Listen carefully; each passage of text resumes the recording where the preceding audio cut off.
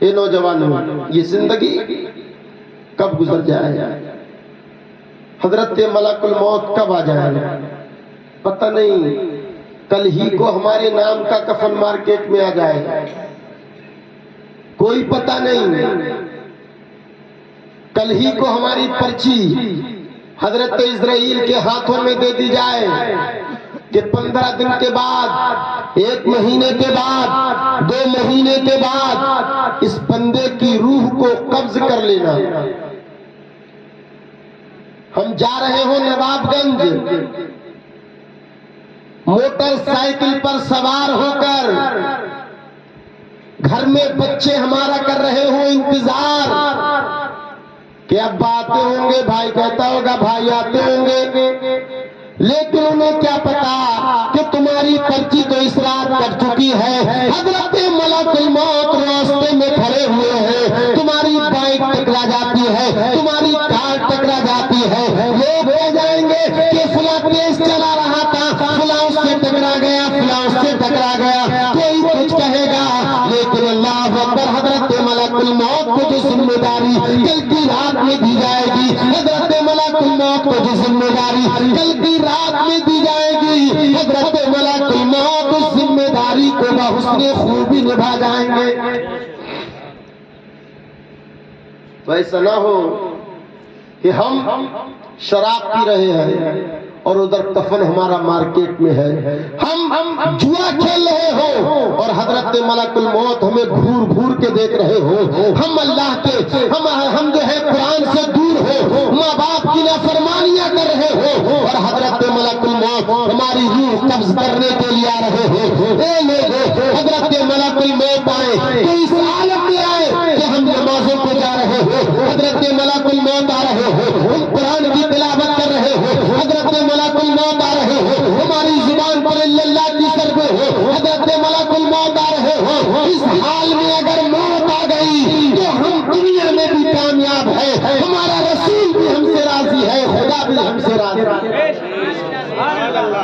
ایسا نہ ہو شرابیں پی رہے ہو موت آ رہی ہو، جوا کھیل رہے ہو موت آ رہی ہو، ماں باپ کو ستا رہے ہو اور موت آ رہی ہے۔ تو یہ لوگوں، ایک دن تمہیں بھی کسی کا باپ بننا ہے، تمہیں بھی اللہ پاک اولاد عطا فرمائے گا۔ تو ایسا نہ ہو کہ جس طریقے سے آج تم اپنی اولاد پر اپنے ماں باپ پر زیادتی کر رہے ہو، ماں باپ کو ستا رہے ہو، کل یہی اولاد تمہیں ستاتی نظر آئے، کیونکہ عوام میں مشہور ہے نا، جیسی کرنی ویسی بھرنی، جیسا بوگے ویسا کاٹو گے۔ تو اپنے بچوں کو اگر چاہتے ہو کہ یہ بچے ہمارا ادب و احترام کرے، ہماری تعظیم کرے، ہماری قدر و منزلت کو پہچانے، ہماری عزت کرے، تو مسلمانوں تم بھی اپنے ماں باپ کی عزت کرو، تم بھی اپنے ماں باپ کی جو ہے تعظیم کر لو، تم بھی اپنے بچوں کو دینی تعلیم سے آراستہ و پیراستہ کرا لو، اپنے بچوں کو حافظ قرآن بنا لو، اپنے بچوں کو عالم دین بنا لو، اپنے بچوں کی اچھی تربیت کر لو، اس لیے کہ جب تمہارا بچہ حافظ قرآن ہوگا، عالم دین ہوگا یا پڑھا لکھا ہوگا تو یہ خدا کا خوف دل میں رکھے گا، مصطفیٰ کی محبت دل میں رکھے گا، تمہاری عزت کرتا رہے۔ کبھی تم نے یہ سنا ہے کہ کسی عالم دین نے اپنے باپ کو گالی دی ہے؟ کبھی آپ نے یہ سنا کسی حافظ قرآن نے اپنے ماں باپ کو جوتوں سے مارا ہے یا اپنے ماں باپ کو گھر سے دھکا دے کر کے نکالا ہے؟ نہیں۔ اللہ اکبر، اگر سنا ہوگا تو ایک آدھ کا قصہ سن لیا ہوگا، لیکن اللہ اکبر، حقیقت یہی ہے، حقیقت یہی ہے کہ جو علم دین حاصل کر لیا کرتا ہے وہ ماں باپ کا مطیع و فرما بردار بن جاتا ہے۔ تو اپنے بچوں کو دینی تعلیم دو۔ اور میں یہاں پر آخری بات اور عرض کر دوں، جو پورا ہندوستان جس بات کو لے کر کے سلگ رہا ہے، بالخصوص اپنی بچیوں کو ضرور دین کی تعلیم دو، دین کی تعلیم دو، ان کی اچھی تربیت کرو۔ آج آپ نہیں دیکھ رہے کہ سوشل میڈیا کے ذریعے روز خبریں ملیں گے کہ فلاں مسلمان کی لڑکی ہندو لڑکے کے ساتھ فرار ہوا۔ پہلے یہ خبریں آتی تھیں کہ نیپال کے اندر، دہلی کے اندر، کانپور کے اندر، حیدرآباد کے اندر، لیکن اب تو یہی خبریں آ رہی ہیں کہ ہمارے گاؤں کے اندر یہ کیس ہونے لگے۔ ایک رپورٹ کے مطابق، اخبار کی رپورٹ کے مطابق پچھلے 4 سالوں میں، کتنے؟ 4 سالوں میں تقریباً 40,000 مسلم لڑکیاں غیر مسلم لڑکوں کے ساتھ فرار ہو گئی۔ یہ کیوں ہو رہا ہے؟ اس لیے کہ ہم اپنی بچیوں پر نظر نہیں رکھتے۔ اسکول جاتی ہے ہماری بیٹی، کبھی ہم اسکول نہیں گئے پڑھائی کے وقت میں کہ ہماری بیٹی اسکول میں ہے یا نہیں ہے۔ ہم نے اپنی بیٹیوں کو اکیلے بھیجنا شروع کر دیا۔ ہماری بیٹی ہر وقت پاس میں موبائل رکھتی ہے۔ کبھی ہم نے دیکھا، اے میری بیٹی یہ بتا، یہ تو اتنا موبائل پر چیٹنگ کرتی ہے، باتیں کرتی ہے، کس سے کیا کرتی ہے، کون ہے یہ؟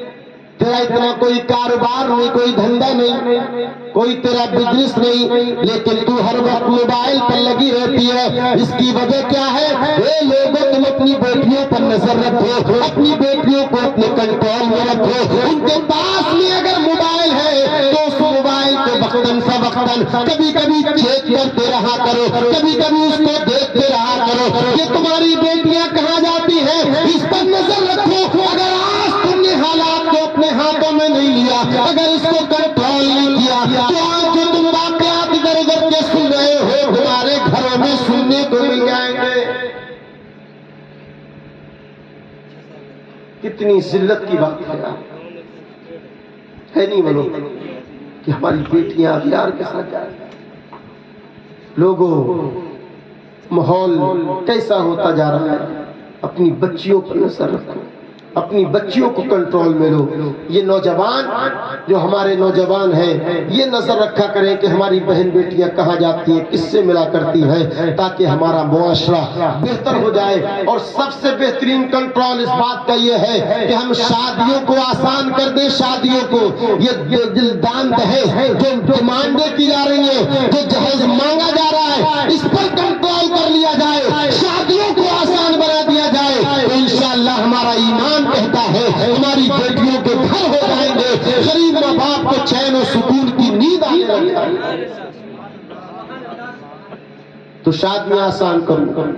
اللہ پاک فرماتا ہے فیہا یفرق کل امر حکیم، کہ آج کی رات یعنی جو کل آنے والی رات ہے، اس رات میں ہر حکمت والا کام تقسیم کر دیا جاتا ہے۔ ہمارے نام اعمال کل اللہ کی بارگاہ میں پیش کیے جانے ہیں، تو اس حال میں پیش کیے جائیں کہ ہم اللہ کی عبادت کر رہے ہو، اللہ کے لیے روزہ رکھے ہوئے ہو، صدقہ و خیرات کر رہے ہو، تسبیح تحلیل بیان کر رہے ہو، اور ہمارا نام اعمال جو دوسرا دیا جائے تو اس میں سب سے پہلی لائن یہ لکھی ہونا چاہیے کہ یہ بندہ اللہ کی عبادت کر رہا